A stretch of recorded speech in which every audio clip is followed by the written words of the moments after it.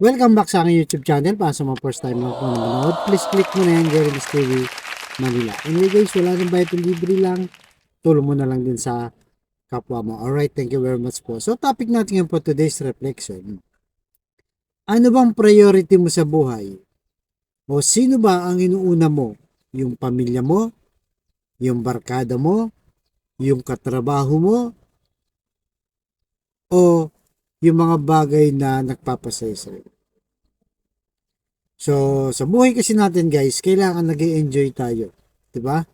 Ano man ang ating ginagawa, may kailangan na isinasabuhay natin na laging positive ang ating buhay.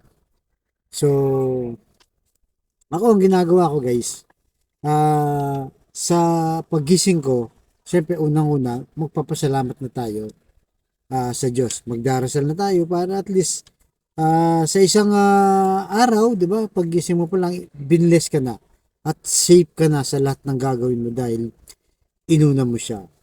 So sabi sa Mateo chapter 6 verse 33, kaya unahin ninyo ang mapabilang sa kaharian ng Diyos at ang pagsunod sa Kanya, sa Kanyang kalooban, at ibibigay niya ang lahat ng iyong pangangailangan ninyo. Yan guys, napakalinaw, di ba? So, unahin muna natin ang ating Panginoong Yesus. Kasi, di ba, madalas na paggising pa lang, busy na tayo. Nakakalimutan na natin magdasal. Nakakalimutan na natin magpasalamat. Trabaho kagad, di ba? Madali dito, aras doon. Kasi nga, parang makahabol na sa trabaho kung ano man mga pinagkakabulan mo. Pero sabi nga dyan, unahin mo muna ang Diyos para lahat ng mga kailangan mo ay bibigay niya. So yun ang sikapin natin kasi nga guys, tayong mga tao madalas inuhuli natin ng Diyos. Lalo pa kung talagang busy tayo, maganda yung katayuan ng buhay natin. Diba? Masagana tayo. Hindi tayo masyadong dumaranas ng gutom o hirap. Lalo na kung ang biyaya mo ay sobra-sobra, di ba? At talagang nakakalimot ka na rin na unahin ng Diyos. So sabi dito kasi, unahin natin yung kalooban ng Diyos. Na lahat naman tayo guilty dito guys na kailangan natin yung pagsikapan.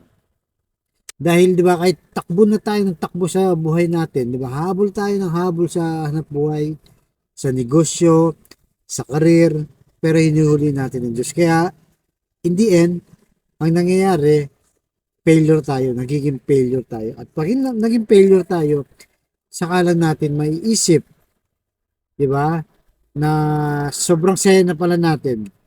Hindi na pala natin namalayan na nakakalimutan na natin ng Diyos. Kaya kung minsan, di ba, pinipitik tayo sa buhay, ginigising tayo, di ba, para mapaalala na, hello, nandito ako. Parang ganun, di ba, ang Diyos. Kaya madalas sa atin, pag nagkakamali tayo, doon tayo bumabalik sa basic na kailangan natin ng Diyos. Kaya kung ano man ang dinaranas mo ngayon, mga mabibigat na problema sa buhay, di ba? Isipin mo lang, siguro kaya nangyari yan dahil hinuli mo ang Diyos. Hindi mo muna siya pinapansin, di ba? Inuuna mo ang lahat ng bagay. Pero sabi dito, kung unahin mo siya, sa English mas maganda, di ba? Seek first the kingdom of the Lord and the other things should added done to you, di ba? So, tupalo na lang ang lahat ng yan. Unahin lang muna natin. Huwag lang tayong makalimot sa ating araw-araw na buhay. Kahit gaano pa ka-busy yan, di ba? Unahin mo muna bago mo gawin ng lahat ng na kailangan mong gawin. Yun ang sanayin natin. Guys, ako talaga sanay ako pagkagising ko. Pagmulat pa lang ng mata ko, talaga nagpapasalamat na ako sa Diyos. Kasi unang-una, nagising ka, di ba? Humihinga ka pa. Yun lang malaking bagay na magpasalamat ka. At tingin mo na rin ang kanyang protection. Dahil sa maghapon ay papasok ka na sa trabaho, yung mga anak mo papasok na sa eskwelahan, yung asawa mo, ganun din. Kaya busy-busy yung araw na kailangan din natin kalimutan yung Diyos. Para yung lahat ng bagay na kailangan natin ay kanyang ibibigay. Di ba? Kaya kung may matindi ka mang nararanasan ngayon, unahin mo lagi ang Diyos. Na may pag-asa pa. Huwag kang mawalan ng pag-asa kasi nga may Diyos tayong handang tumulong sa atin. Kaya ikaw na kapatid natin na nanonood sa aking vlog na may matinding karamdaman, problema mo sa pamilya at problema mo rin sa pinansyal. Sabayan mo ako sa napakasimpleng dasal kung ikay maniwala at magtiwala, ay tsak yun, kanyang ipagkakaloob. Lalo pa kung inuuna mo ang Diyos sa iyong buhay. Diba? So, follow na lang ang lahat. Hindi mo man hingin, alam ng Diyos kung ano ang kailangan natin. Diba? Diba? Sabi nga sa Biblia, ultimong bilang ng ating buhok, diba? Ay bilang niya, alam niya. Yung pa kayang hinihiling natin sa ating panalangin, ang hindi niya ibibigay. Diba? So tayo po manalangin. Lord, i-bless niyo po ang kapatid namin nanonood sa aking vlog na may matinding karamdaman.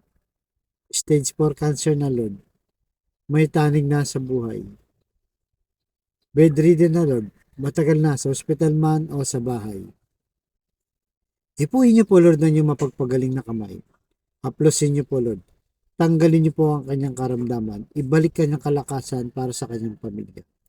At ganoon din po, Lord, sa pamilyang nasira na at masisira pa lang. Ibalik niyo po ang magandang relasyon. Pagbigkis-bigkisin niyo po muli ang kanilang pamilya. At gabayin niyo po lagi, Lord. At bumalik ang magandang samahan nila. At ganoon din po, sa financial, Lord, na kailangan namin lahat. Lalo na po, Lord, yung kapatid namin walang-wala. Ultimong pambili ng 1 kilo ng bigas, ulam, pambawon sa mga bata, pambili ng gamot, at kung ano-ano pa, Lord. I-bless niyo po ang aming hanap buhay para sa aming pamilya. Turuan niyo po kami, Lord, na lagi ka namin unahin. I-priority ka namin sa aming buhay. Ang lahat ng aming gagawin ay alay namin sa iyo para hindi namin makalimutan ang iyong presensya, ang iyong tulong, ang iyong pagmamahal sa amin, Lord, na madalas ay lagi po naming nakakalimutan. Kaya ang lahat ng ito, Lord, ay hinihingi namin sa matamis na ating pangalan ng ating Panginoong Yesus. Amen and Amen. To God all be the glory. Sa ngalan ng Ama, ng Anak, ng Diyos Espiritu Santo. Amen. Thank you very much po. God bless us all.